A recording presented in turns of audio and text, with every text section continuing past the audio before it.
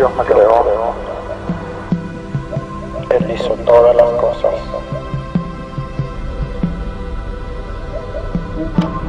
Él murió por mí.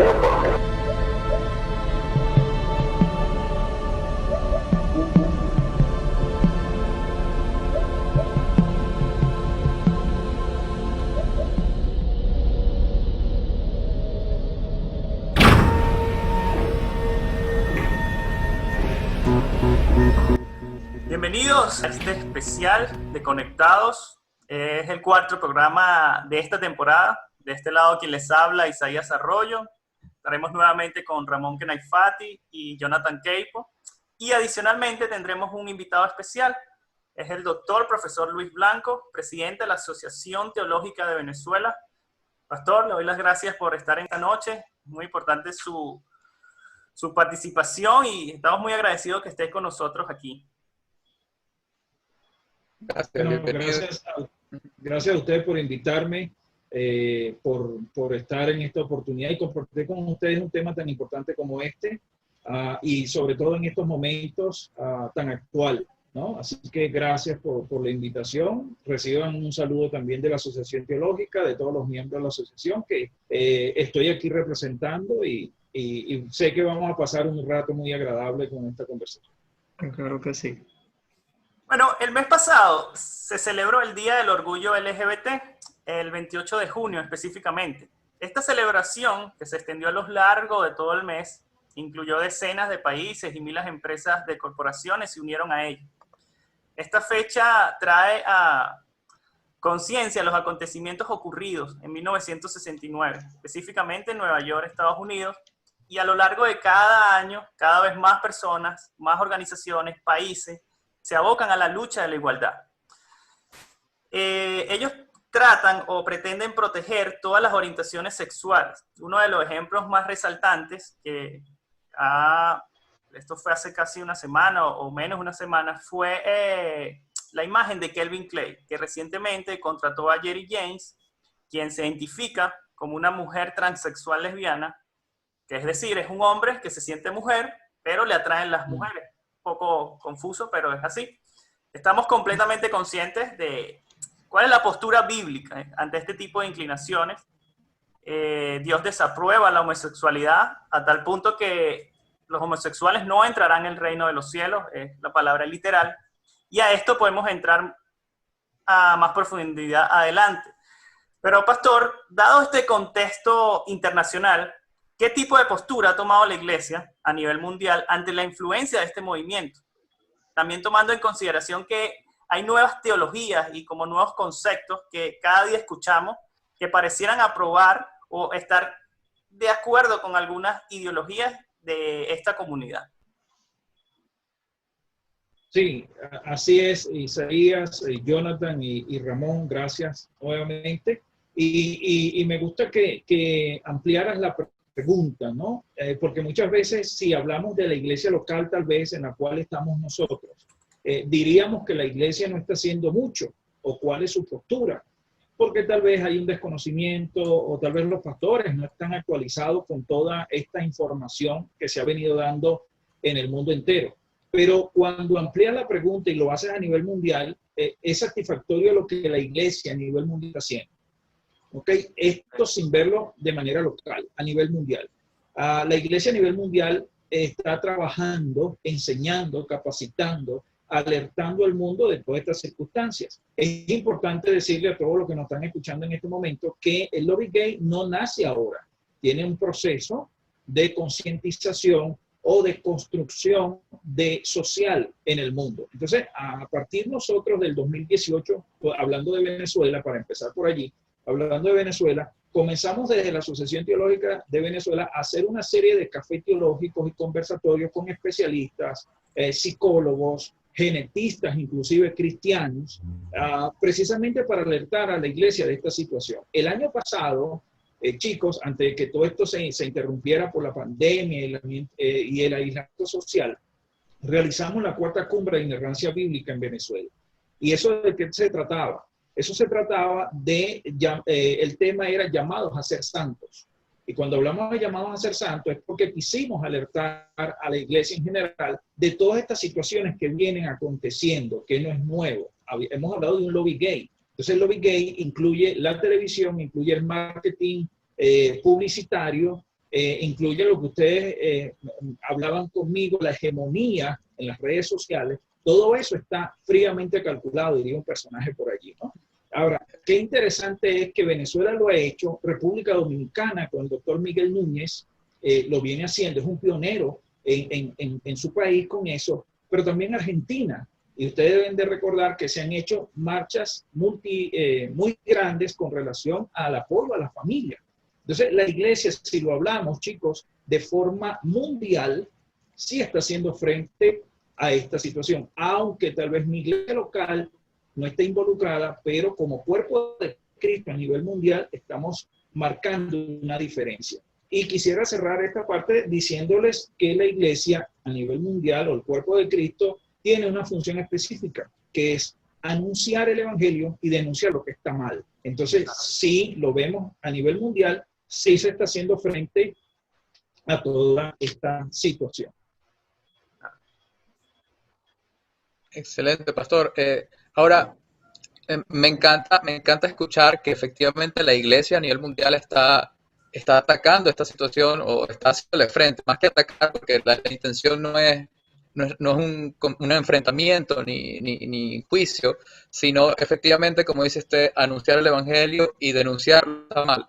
En ese sentido, la iglesia podría tener, hablando ahora de nuestra iglesia local, no específicamente de la iglesia de las Acá, sino la iglesia de Venezuela, podría tener una actitud más proactiva hacia este tipo de situaciones, de educar más a las personas. Por ejemplo, usted habló del Congreso de la inerrancia de la Biblia, que me parece espectacular, y si pudiese elaborar un poquito en el concepto de inerrancia para los que nos están escuchando, sería maravilloso.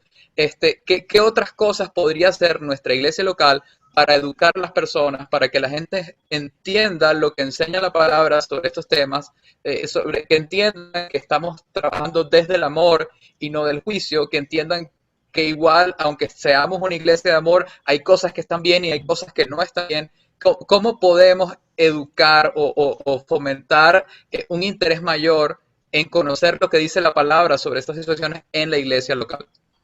Bueno, Jonathan, una de las cosas que creo que es sumamente importante es no ser reactivos, sino ser preventivos, ¿no? Y como les decía, esto ya viene caminando, ¿sí? Con serias directrices mundiales, ¿sí? Hasta la Organización Mundial de la Salud, y todo eso está aquí, la ONU, todos ellos están allí concentrados en una agenda común. Sí. ¿Qué es lo que sucede con la iglesia tal vez? Que la iglesia espera que sucedan los acontecimientos para reaccionar. Y creo que la iglesia en Venezuela tiene una alta preparación. Hay muchos profesionales, personas que realmente manejan estas áreas y que sé que están dispuestos a enseñarlas, pero la iglesia tiene que salir de la reacción a la prevención. Y estos temas, Jonathan, que son muy poco tocados en las congregaciones, deberían ser tocados de forma más continua, ¿no? En la escuela dominical, ahorita nosotros estamos escandalizados porque Cartoon Network y todas estas canales de televisión infantiles han lanzado o se han quitado la careta. Eso siempre ha estado, ¿no? En estos días escuchaba a alguien hablando sobre Bob Esponja y diciendo si era o no era, que era sexual y todo esto. Y ya en este mes, cuando se celebró el mes del orgullo gay, abiertamente Bob Esponja se declaró homosexual o salió del closet, ¿no? Algo que ya sabíamos. Pero fíjate cómo estas organizaciones van preparando la conciencia de nuestros niños. De igual manera, Jonathan, yo considero que debería hacerse así en la escuela dominical de nuestros niños, ¿sí? No es que todos los domingos vamos a hablar de sexualidad, pero tampoco tiene que ser un tabú. Y yo creo que ahí la iglesia tiene que hacer un trabajo de concientización y de construcción de la familia, porque este grupo, ¿qué es lo que quiere? Desconstruir precisamente lo que ya está establecido. La iglesia tiene que hacer un trabajo de fondo, haciendo discípulos y entrenándolos en estos temas, mi hermano querido. Creo que esa sería la forma. Gracias. Y Doctor, yo tengo una preocupación, ¿no? Pero antes de explicarla, o sea, yo quiero hacer una diferencia importante, porque yo creo que una cosa es la gente, las personas, y otra cosa es el movimiento y esa maquinaria de propaganda. Yo me voy a referir al movimiento y a la maquinaria de propaganda.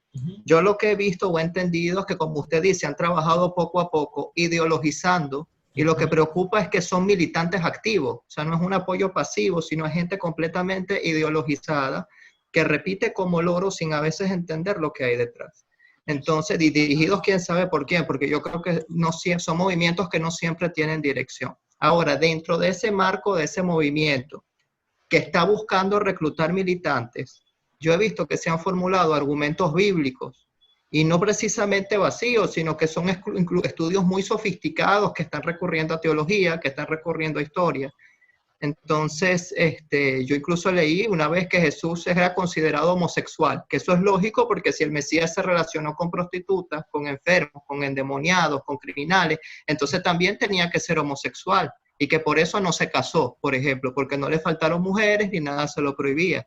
Otros dicen que David y Jonatán eran pareja, lo mismo Ruth y Noemí eran lesbianas. Por supuesto, yo en lo personal creo que son especulaciones sin ningún sentido y base. Pero mi pregunta, ¿qué podemos hacer si dentro del seno de la iglesia empiezan a surgir estas fuerzas, estos militantes activos preparados por esa maquinaria de propaganda? ¿Y qué tanta fuerza pueden tener esas ideologías, esas teologías nuevas que están saliendo? Buena pregunta. Gracias, Ramón. Fíjate algo interesante. Tú mencionaste nuevas teologías, ¿no? Pero si ustedes se fijan en el título que tienen ahorita, el movimiento LGBTIQ+, que es el añadido en este tiempo, cada uno de ellos tiene un significado. Pero muy poca gente sabe, Ramón, que la Q significa la teología queer, que es la unión de la teología gay más la teología lésbica, ¿sí? Anteriormente, tanto la teología gay como la lésbica trabajaban por separado, pero ahora se unieron para formar una sola, que es la teología queer.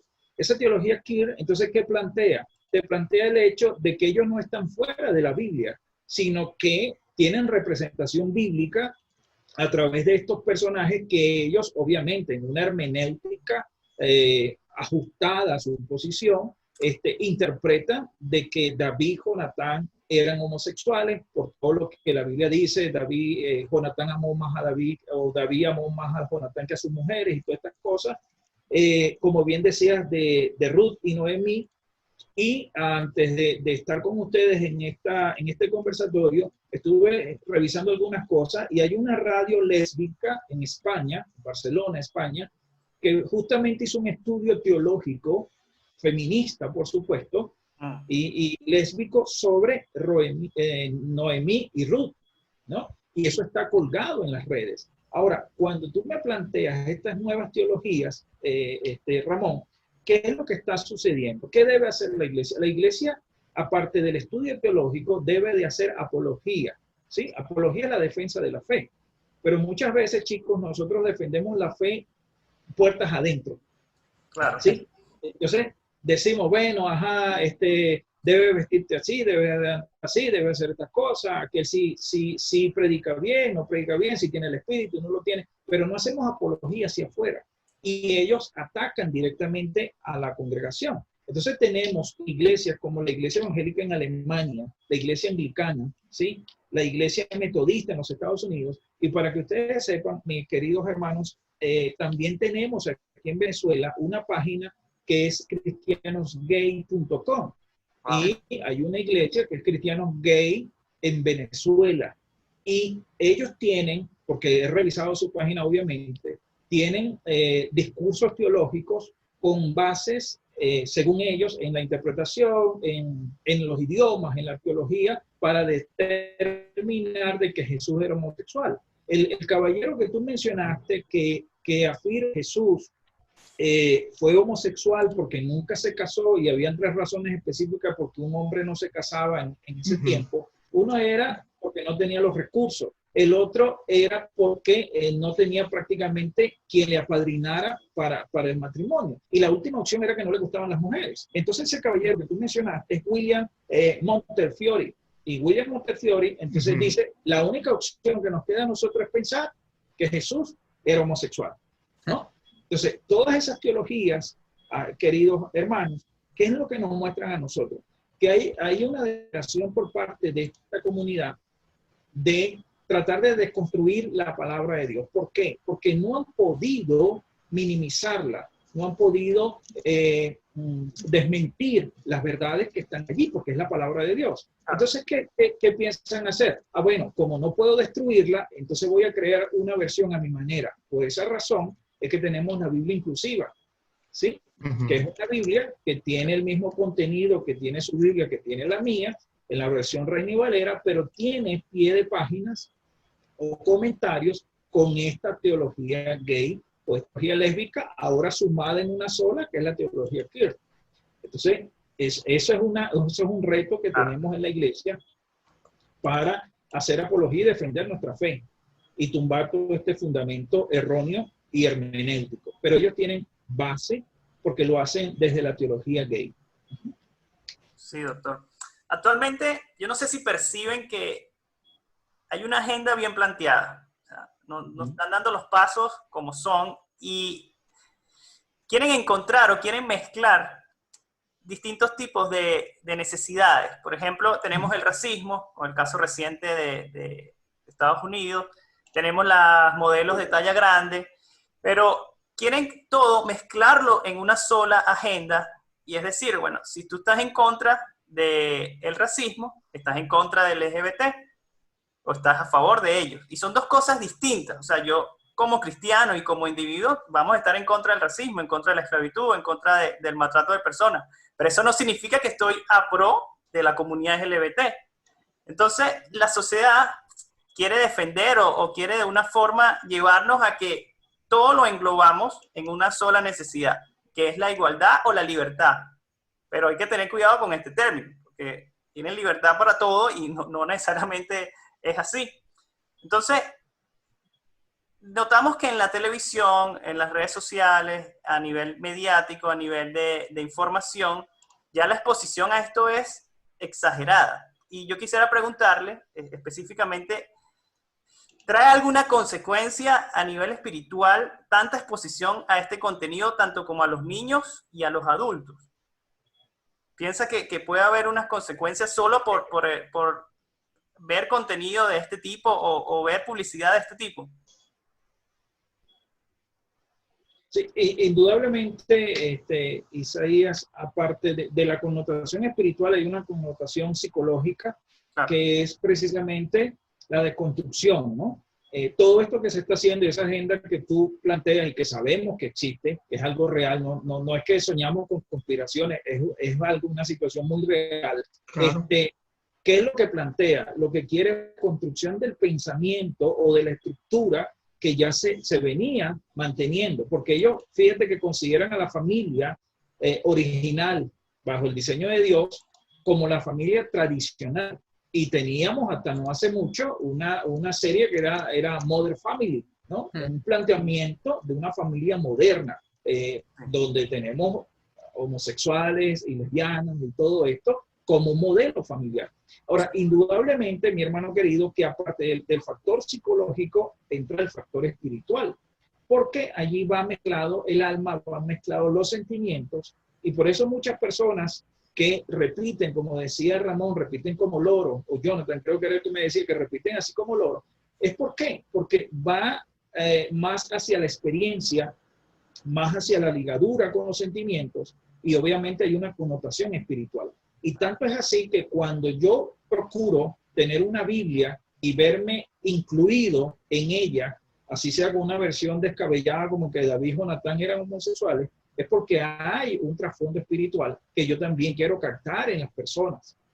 En un cristiano, es una percepción muy personal, ¿no? En un cristiano, un creyente que tiene el Espíritu Santo dentro de sí, que conoce las Escrituras, que está salvo, ha nacido de nuevo, obviamente que no hay un efecto espiritual, pero ¿qué hay de aquellos que no están bajo esta condición? Obviamente que sí hay una influencia espiritual, psicológica, social, cultural, que va a arrastrar a esa persona, y por eso muchos van a decir, pobrecitos ellos, los queremos, le están haciendo daño y por eso apoyamos esto, ¿no? Porque para eso es una ideología. Cuando hablamos de una ideología de género, es porque entonces hay una idea que se vende como una utopía y que capta a las personas. Entonces, obviamente que sí hay todo un contenido espiritual detrás de todo esto, porque está Satanás detrás de toda esta situación. Sí, yo creo que ahí hay una agenda peligrosísima. En estos días conversaba con mi hermano acaba de tener un bebé, tiene poco más de 3 meses, y conversábamos sobre cómo iba a ser el futuro de nuestra sociedad, y no solamente en el país, sino en el mundo, en la crianza. Y le estaba comentando que íbamos a hablar del tema LGBT, y él me decía, imagínate cuando mi hijo esté en el colegio y me lo devuelvan para la casa porque el niño dijo que ser homosexual era malo. Entonces, ese es el momento en que ya las instituciones van a imponerse por encima de nuestras creencias, van a imponerse por encima de lo que enseña la palabra, y cómo lidiamos con eso. Es complicadísimo imaginarnos bueno, lo que vendrá posteriormente, que va a ser la persecución de la iglesia. Es una antesala a lo que estamos viviendo. Y efectivamente, hay un impacto en la sociedad, el normalizar este tipo de relaciones, el normalizar este tipo de nueva estructura familiar.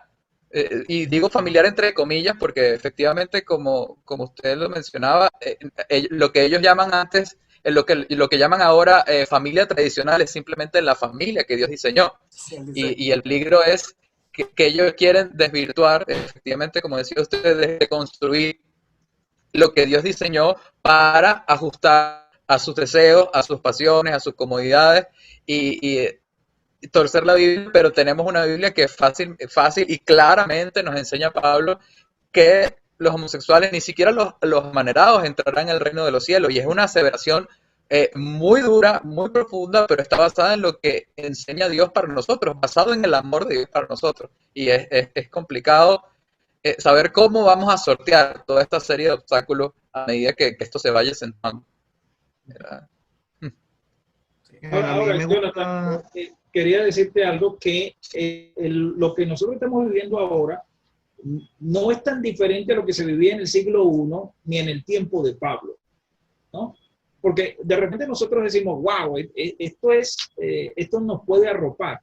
Pero en el siglo I y en el tiempo del apóstol Pablo, cuando leemos la carta a los romanos, indudablemente Pablo nos da una descripción de una sociedad en decadencia, ¿sí? Y mi opinión muy personal, desde el punto de vista histórico y como teólogo, yo considero que el Imperio Romano, más que por la invasión de los bárbaros, se autodestruyó a sí mismo por la falta de valores y principios de una sociedad como la que estaba en esos momentos. Entonces, ¿qué es lo que vemos en Romanos 1 en adelante? Vemos una espiral de decadencia en la sociedad. Entonces, el imperio era muy fuerte hacia afuera, pero internamente no se podía sostener. Ahora, ¿qué hizo la iglesia en ese momento? Y gracias a Dios que están las escrituras para ayudarnos en todo esto, ¿no? ¿Qué hizo la iglesia? La iglesia se mantuvo firme, ¿no? En una postura de que esto es lo que el Señor exige de nosotros, esto es lo que la iglesia tiene que ser. Y el peligro que tenemos ahora, mi hermano querido, es que Venezuela, pero que es muy común afuera, en los Estados Unidos, es el evangelio progresista, ¿sí? Entonces hay muchos pastores que no saben de esto y también ceden ante el sentimiento y comienzan a decir, no, bueno, sí, pero es que no debemos discriminar a estas personas porque Dios los ama y todo esto. Sí, el evangelio incluye a las personas, pero no es permisivo. Es inclusivo, mas no permisivo. Y eso es interesante que nosotros lo sepamos y lo tengamos. Ahora, así como Pablo y la iglesia pudo hacer defensa y mantenerse en el tiempo, nosotros también debemos hacerlo. ¿Cómo? Manteniendo los valores del evangelio. Pero lo que tú dices es cierto. Ya me ven a mí tomado hermano de mi esposa caminando y este grupo de personas va a decir, pero ¿quiénes son estos extraños? Eso es raro, ¿no? Y es lo que estamos viviendo. Ya lo normal pasa a ser lo anormal. Ya los heterosexuales son los que están mal y los demás son los que están bien.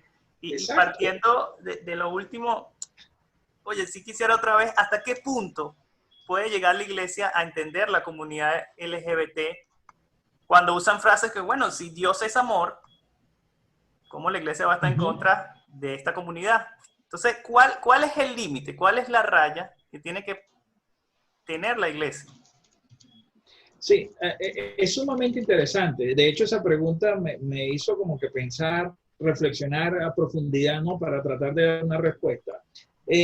Y entonces me llegó la idea, pienso que Dios lo puso en mi corazón, que así como esa comunidad no está dispuesta a negociar sus principios, entonces yo como iglesia, ¿por qué sí tengo que hacerlo? O sea, cuando nosotros nos enfrentamos a estas comunidades, ellos dicen, no, nuestro principio es este, nuestra conducta de vida, nuestra forma, nos sentimos de esta manera, ¿sí? Hay un caballero, mentira, una dama de 52 años en Australia, si no me equivoco, que ella se siente caballo y prácticamente vive como caballo. Entonces, ¿qué está haciendo el mundo? El mundo le dice, bueno, yo respeto ese principio que tú tienes un principio que crees ser un caballo. Bueno, de igual forma, la iglesia tiene sus principios. Y como la iglesia tiene sus principios, fíjense que los principios que maneja la iglesia no son de la iglesia, son de Dios.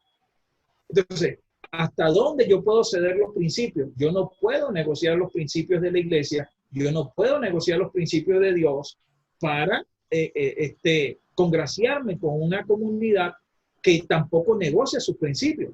Porque cuando tenemos ahora un grupo, hay una señora en España, creo que se llama Lola Pérez, tiene un Twitter y sobre todo ella habla de la pedofilia y la pederasta, y ella lo habla abiertamente. Dice, bueno, ¿qué problema tiene que un adulto quiera estar con un niño? Fíjense que ellos están manejando principios que son contrarios a los nuestros y a los valores de la palabra, pero ellos los están manejando. Entonces, la iglesia tiene sus propios principios y creo que la iglesia, aunque sea perseguida como es perseguida en China o en el Medio Oriente, ¿por qué es perseguida? Porque no ceden sus principios.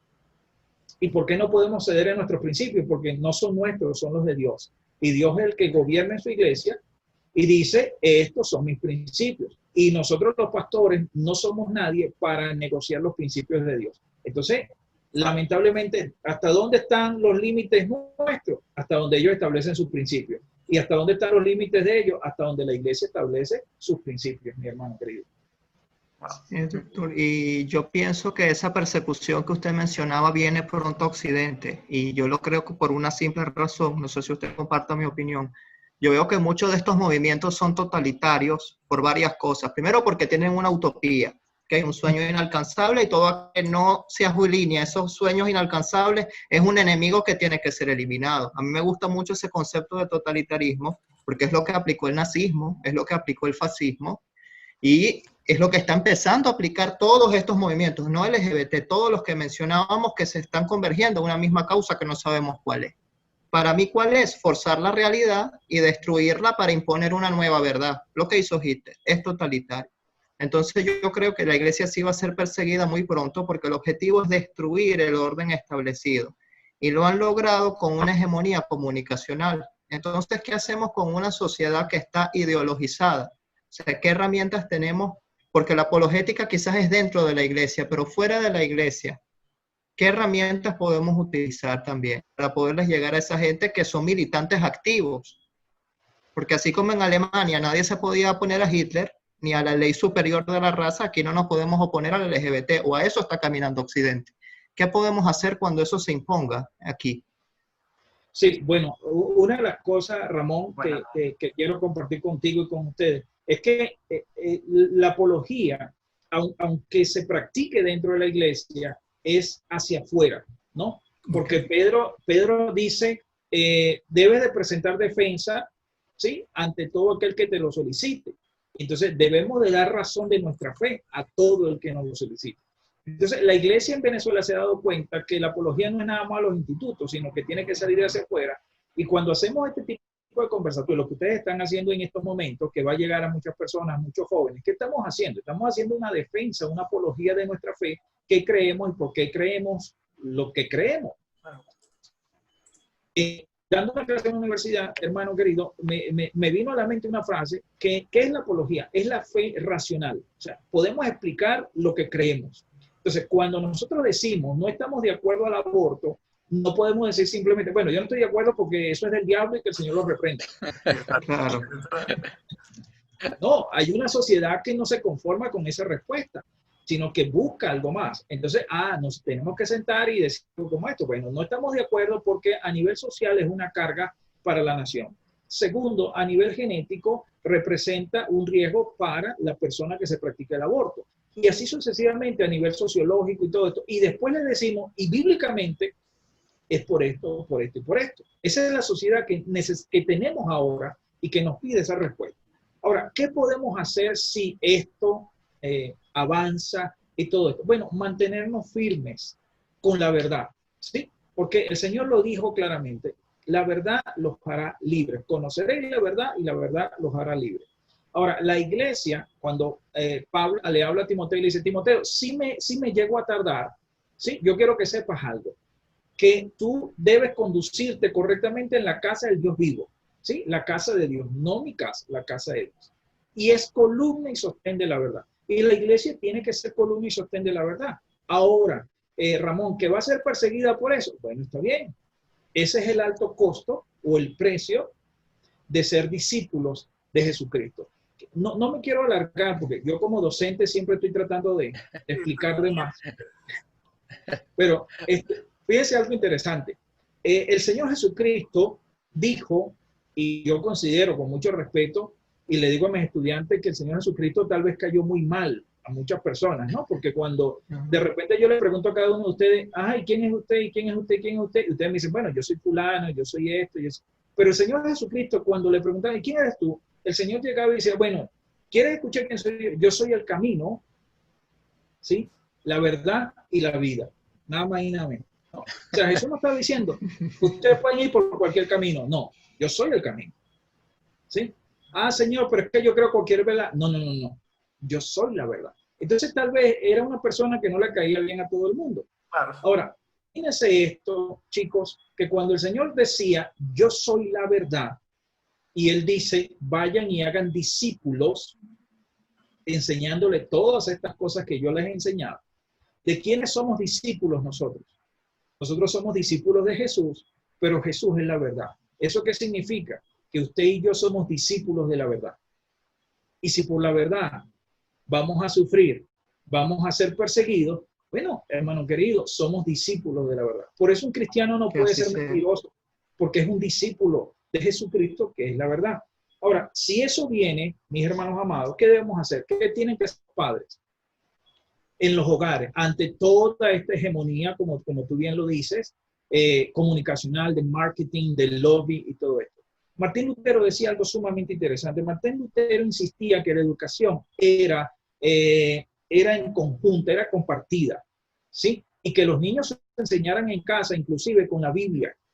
Entonces, ¿quiénes son los que tienen que salvaguardar, proteger, cubrir a sus hijos? Son los padres, ¿sí? En una oportunidad me invitaron a una institución para que hablara en nombre de la iglesia protestante porque hijos de cristianos no querían celebrar ciertas festividades en el colegio. La profesora, la directora me invita como teólogo para que yo hable. Y yo hablo con los padres allí en ese lugar y les dije, señores, la escuela no es la responsable de enseñar a nuestros hijos lo espiritual. Esa es nuestra responsabilidad. Entonces, lo mismo tiene que pasar en estos momentos, Ramón y Jonathan y Isaías. ¿Qué tiene que ser? Los padres son los garantes de que si yo sé que Nickelodeon y todas esas compañías están moviendo esta agenda gay, bueno, yo soy el que tiene que establecer los parámetros y los límites en mi hogar y con nuestros hijos. Y si, por ejemplo, bueno, papá, es que yo pasé toda la vida viendo Bob Esponja. Bueno, pero yo tengo que hablarle claro, sí, y decirle, pero Bob Esponja es homosexual. ¿Sí? Y la homosexualidad es esto. Y obviamente vamos a ser perseguidos por la verdad, pero debemos mantenernos firmes en lo que creemos. Pastor, me parece súper valioso lo que acaba de decir, con respecto a la responsabilidad que tenemos como iglesia y bueno, los futuros padres que seremos, Dios mediante, porque siempre tenemos el locus de control externo de que todo lo que sucede es culpa de alguien más, nos están atacando, nos están asediando y realmente sí,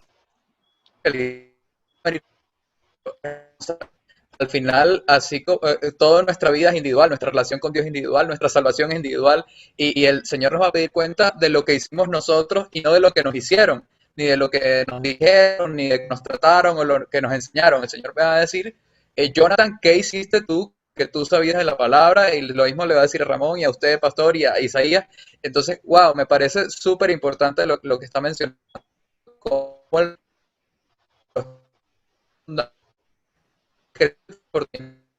en medio de esta situación.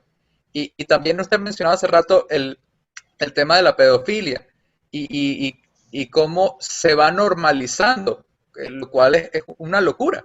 Pero todo eso está arropado bajo el eslogan de amor es amor. Entonces, que es la bandera ahorita del movimiento LGBT, ama a quien tú quieres. Obviamente, eso quita todo límite, quita toda barrera, quita todo principio, porque ya es haz lo que tú quieras, se convierte en libertinaje y es ese lo que decía Ramón hace rato, esa es la propaganda, la maquinaria que viene trabajando y se vuelve más escandaloso cuando uno entiende que Dios es amor. Entonces no puedes decir amor es amor, o sea, no es ama lo que te dé la gana, el amor es uno solo, el amor es Dios y Dios enseña cómo amar y Dios enseña a quién amar y cómo debemos dar nuestro amor. Entonces es tergiversar por completo quién es Dios, qué enseña su palabra y qué enseña acerca del amor. Entonces, ahora, volviendo, arropando todo esto, usted mencionó el tema de la apología hacia afuera, desde la iglesia hacia afuera, y que debemos sostener nuestra fe. Ahora, en vista de todo esto, cuando alguien nos diga amor es amor, cuando alguien nos diga tenemos que aceptar a todos por igual y tenemos que respetar las creencias de todos y aceptar la homosexualidad dentro de la iglesia, ¿cuál debe ser la respuesta desde el teológico para esas personas? ¿Qué debemos saber nosotros como cristianos de lo que enseña la palabra acerca de todas estas desviaciones? Sí, bueno, en ese conocer de la apología, es interesante saber de que en el griego y la palabra nos habla de tres tipos de amor, ¿no? Nos habla del amor eros, que es el amor que practica esta comunidad. Nos habla del amor ágape, que es entre nosotros en comunidad, ¿sí? Y nos habla del amor familiar entre nosotros, ¿ok? Ahora, cuando yo tengo claro esas tres condicionales del amor y sé que el amor es una decisión y Dios es amor, entonces yo tengo que identificar en esa apología, Jonathan, ¿qué amor me estás hablando? ¿Sí? Porque si me estás hablando de un amor eros, yo entiendo a qué te refieres. Pero si es un amor filial, que es entre familia, allá es otra cosa, que es el que nos menciona la Biblia. Ahora, si es un amor ágape, entre como hermanos. Entonces, fíjate lo interesante que es saber desde el punto de vista bíblico y teológico y apologético estos conceptos, porque cuando alguien me venga a hablar de eso, yo ya va, tú me estás hablando de un amor eros, un amor entre hombre y mujer, no me estás hablando de un amor fileo o de un amor ágape, ¿no? Entonces, eso ya por ahí, de una u otra forma, tumba esa bandera o ese grito de guerra que todos lo hacemos por amor. Pero ¿cuál amor? Una de las cosas que a mí me gusta, chicos, yo obviamente tengo una licenciatura en teología, aquí avalada por mi país, tengo un doctorado por una universidad de afuera, pero una de las cosas que a mí me llamó la atención es que en esa licenciatura que hice aquí en mi país, yo tuve que ver filosofía. Y los filósofos son personas que hacen mucho hincapié en los términos y en los conceptos, ¿no? Entonces, cuando tú aprendes eso y alguien te viene con un concepto, te viene con una palabra, entonces ya va, espérate, ¿realmente es eso lo que tú me quieres decir? Entonces, ya por allí comienzas a deconstruir ese amor que ellos plantean como fileo o como ágape, y es un amor eros, porque el caso está, Jonathan, de entonces la pedofilia, la zoofilia, ¿sí? Entonces, ese amor no es fileo, Ese amor no es ágape. Entonces, esa sería una forma de desmontarlo. Lo otro es mostrarle realmente el amor de Dios, ¿sí? Porque Dios es amor. Y cómo nosotros amamos, dice la palabra, y nosotros aprendimos a amar, parafraseándola, es porque Dios nos amó primero. Entonces, una persona que no tenga a Dios en su corazón, entonces no sabe lo que es amar. Entonces, sería como que si no tienes a Dios en tu corazón, entonces tú no sabes lo que es amor. Porque el verdadero amor echa fuera todo temor y el verdadero amor es Dios. ¿Tú tienes a Dios en tu corazón? No. Bueno, entonces el primer paso que tienes que dar es aceptarlo para que conozcas realmente el amor, ¿no? Es un poquito como que cómo desconstruir todo esto que es un grito de guerra en estos momentos. Pastor, en su opinión y en experiencia, ¿considera que las desviaciones sexuales pueden estar relacionadas con alguna maldición generacional o una exposición demoníaca, o es simplemente algo psicológico? Y parto de esto porque según las estadísticas en el 2014, el 44% de los jóvenes de la comunidad LGBT dijo que había considerado quitarse la vida. Entonces, si lo llevamos a una cosmovisión, bueno, ese es el propósito de Satanás, pues, que las personas mueran sin conocer a Cristo. Entonces, cuando tú comentas eso, dices, no, bueno, tú quieres decir que todo es un demonio, tú quieres decir que todo hay algo espiritual, pero a lo mejor sí hay algo espiritual, o simplemente es algo psicológico, simplemente es un problema infantil, un trastorno infantil. ¿Qué cree usted? Bueno, fíjate que tocaste un tema doctrinal interesante con las maldiciones generacionales y todo esto. Yo particularmente no creo en los cristianos las maldiciones generacionales. O sea, es imposible. ¿Y por qué es imposible? Y lo voy a decir con propiedad. Pues es imposible porque, según Romanos, todo el libro de Romanos, nosotros hemos sido justificados, regenerados, santificados. Tenemos al Espíritu Santo, tenemos dones, llamados, ministerio. Dios habita dentro de nosotros, Cristo habita dentro de nosotros, el Espíritu Santo mora dentro de nosotros, no es que va y viene, sino que está dentro de nosotros. Entonces, un cristiano con todo ese combo, lo llamo yo, con todo ese combo que Dios le da, es imposible que venga una maldición generacional, ¿no? ¿Por qué razón? Porque cuando pasamos a ser cristianos, entonces ya somos nueva criatura en Cristo Jesús, ya tenemos un nuevo linaje sanguíneo, y mucha gente dice, bueno, lo que pasa es que tu tatarabuelo hizo esto y eso, sí, pero ya yo pasé una nueva familia, y cuando paso una nueva familia, todo lazo sanguíneo se corta con la anterior, porque soy una nueva criatura, si no, no he nacido de nuevo. Por eso Nicodemo preguntaba, ¿pero cómo hago esto? ¿Me vuelvo a introducir en el vientre de mi madre? No, Nicodemo, eres doctor en teología y no sabes eso. El Señor le dice, Nicodemo, tienes que nacer de nuevo. Entonces, ese nuevo nacimiento, chicos, me permite a mí desligarme de todo eso, porque si no, entonces no soy una nueva persona. Ahora, en un no cristiano, en una persona que no tenga Cristo, el hecho de que no sea cristiano no significa que andes endemoniado, ¿sí? Porque también tenemos ese concepto. Entonces, todo el mundo que está fuera de la iglesia anda endemoniado. Eso no es cierto, tampoco es así. No seamos tan extremistas. Obviamente que esta persona sí hay una connotación espiritual porque Satanás está detrás de sus almas. Ahora, en ellos sí pudiera existir o estar endemoniados o arrastrar hábitos y conductas o trastornos en su familia. Y dentro de todo eso, en el ámbito espiritual, está Satanás, ¿sí?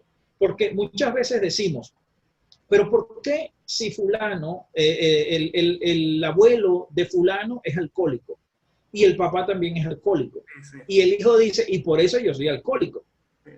Pero psicológicamente, mis hermanos, ¿qué es lo que está sucediendo aquí? Hay un patrón de conducta que se viene repitiendo en la familia. Como niño, eso es lo que veo, eso es lo que yo considero correcto y es lo que practico.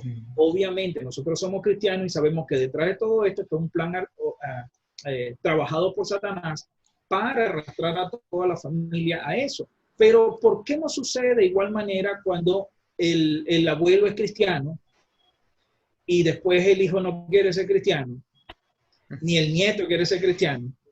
Entonces, si hay una influencia para lo malo, también tiene que haber una influencia hacia lo bueno. Por simple lógica, ¿no? Entonces, por eso en los cristianos yo no considero que hay maldiciones generacionales, y con esto no quiero ofender a nadie, sino que bíblicamente hay razones suficientes para no ver eso así. En el mundo es posible.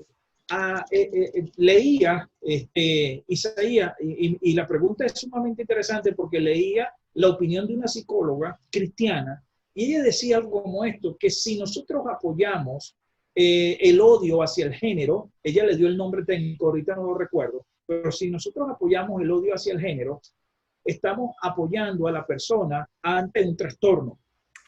¿Y qué está haciendo esta comunidad? Esta comunidad, en vez de salvar a los jóvenes, apoya ese trastorno de odio a su propio género.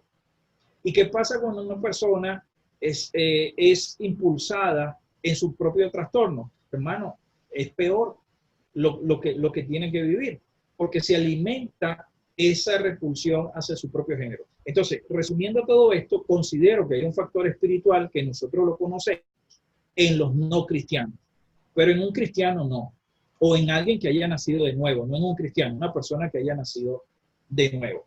Y obviamente los jóvenes procuran suicidarse. ¿Por qué? Porque hay una desorientación sexual, no se aceptan como personas, y la Biblia nos habla a nosotros de tener un propósito. Y toda persona que no tenga propósito, entonces tiene una vida sin sentido. Por eso no desea vivir. Excelente, pastor. Así es. Yo como que me entiendo mucho, ¿verdad? No, vamos a ver. Y no, bueno, de verdad que ha sido excelente. Perdón, Ramón, continúa. No, bueno, que estoy totalmente de acuerdo con usted, y yo creo que todo quizás lo podemos resumir en un solo trasfondo, más allá de todo lo que hemos hablado, que es satisfacer los deseos de la carne, porque hay un vacío en la persona, un vacío inllenable, que nada más lo va a llenar Dios. Entonces muchas veces hablamos de libertad, y que estas cosas liberan, pero yo creo que la libertad sin contenido, o la libertad vacía, o la libertad como la quiere vender estos movimientos, nos va a terminar volviendo esclavos de nuestras propias pasiones. Entonces yo creo que la libertad en Cristo te libera, porque nos libera de nosotros mismos, de nuestros propios impulsos, de nuestras propias pasiones. Entonces yo creo que lo que hay detrás de este movimiento y todos los demás es un vacío que solo Cristo puede llenar. Amén. Yo creo que esa es la mejor solución. Como siempre, Él es la respuesta, creyendo con corazón y con mente. Sí. Así es. Fíjate, Ramón, en estos días estaba la abuela de mi esposa aquí en casa, se quedó un par de días con nosotros. Yo tengo muchísimos años que no veo un canal de televisión cristiana, pero muchísimos años. No lo veo. La abuela de mi esposa lo ve, porque ella es cristiana. Y en una de esas, ella sale del lugar, yo voy pasando y escucho algo. Y había una persona, un predicador, y estaba diciendo que a Dios no se le pide misericordia. Wow. Porque por eso no recibimos los premios del cielo, porque eso es religiosidad y no se pide misericordia. Indudablemente, yo pensé y dije, ¿esta persona realmente sabe lo que significa la palabra misericordia? Y la palabra misericordia, en un concepto más amplio del que nosotros conocemos, que es misery y corazón, miseria en el corazón. Pero yo decía, pero Dios no tiene miseria en su corazón. Y profundicé más en la palabra. Y la palabra misericordia no es otra cosa que acción voluntaria de Dios a nuestro favor, sacarnos de nuestras miserias y de nuestras esclavitudes. Entonces, cuando la palabra dice en Lamentaciones que nosotros, las misericordias de Dios son nuevas cada mañana, ¿qué es lo que está haciendo el Señor? Ah, maravilloso. El Señor nos está sacando de nuestras miserias, de nuestras esclavitudes, todos los días. Y cuando dice que son nuevas, porque tiene formas diversas de hacerlo. Entonces, ¿qué podemos hacer con una persona que esté bajo esta condición? Que la condición que tiene es que está desorientado en su género, en su sexo. Orar por él y pedir misericordia. ¿Y qué es la misericordia? La acción favorable de Dios a favor de esa persona para sacarlo de sus miserias y sus esclavitudes. Entonces, lo mejor que podemos hacer por una persona que esté en esta situación es clamar a Dios por él para que le muestre misericordia. Una acción favorable para esa persona. Eso es lo que considero que debemos hacer en este tiempo, aparte de la apología y todo esto, entender que ellos están muertos en delitos y en pecados y que necesitan el Salvador. Hoy nosotros estamos vivos gracias a que Él hizo una acción favorable a nuestro favor. Entonces pidamos eso también para ellos. Bueno, Pastor, muchas gracias por este tiempo. De verdad, estamos muy agradecidos, muy interesante todo lo que discutimos. No sé si quiere dejar alguna de sus redes sociales para que lo sigan en Twitter o en Facebook. No sé si tiene otra red social. Sí, yo soy un pastor de esta generación. Yo tengo 43 años, pero yo estoy activo en las redes sociales, ¿no? @Pastor Luis Blanco, por Instagram, por Twitter o por mi página en Facebook. ¿Okay? En Facebook tengo frases del Dr. Luis Blanco que pueden seguirme, pero estamos a la orden, estamos para servirles a todos ustedes y sobre todo, chicos, lo único que quiero agregar adicionalmente es que la teología no es nuestra enemiga. La teología está en nuestro servicio y desde la Asociación Teológica de Venezuela estamos a servicio de la iglesia, somos un brazo extendido para la iglesia evangélica y protestante en Venezuela y no adquirimos conocimiento para destruir a las personas, sino para instruirlas y caminar juntos en estos saberes. Así que gracias a ustedes por la invitación y este momento tan agradable que pude compartir con ustedes y con Conectados. Gracias, doctor. Gracias. Bueno, creo que vamos a cerrar y tener una oración. Y Dios, te damos gracias por este tiempo. Te doy gracias en especial por la vida del Pastor Luis Blanco, la vida de Ramón, por la vida de Jonathan. Pienso que es un tema que cada día tenemos que hablarlo más, discutirlo más, llevarlo en familia, llevarlo a nuestros hijos, a nuestros familiares, a nuestros amigos. Cada día escuchamos noticias nuevas, escuchamos situaciones nuevas que nos asustan, que nos preocupan, cómo es el mundo donde vamos a vivir, cómo es el futuro que vamos a tener. Pero te pedimos que estés con nosotros, que nos des sabiduría. Como decía el pastor, la teología está ahí. Es importante que aprendamos a leer la Biblia, aprendamos a dedicar tiempo. Hay muchas cosas que si simplemente leyéramos la Biblia, que simplemente estuviéramos o dedicáramos un poco de tiempo, la entenderíamos mejor. Te pido que estés con nosotros en toda la situación que está pasando, no lo dejamos a un lado y sigue siendo sumamente importante toda la pandemia que está ocurriendo. Te pido que nos protejas, a nuestros familiares, que protejas a toda nuestra comunidad y te damos gracias, Dios, por este tiempo. En el nombre de Jesús, amén.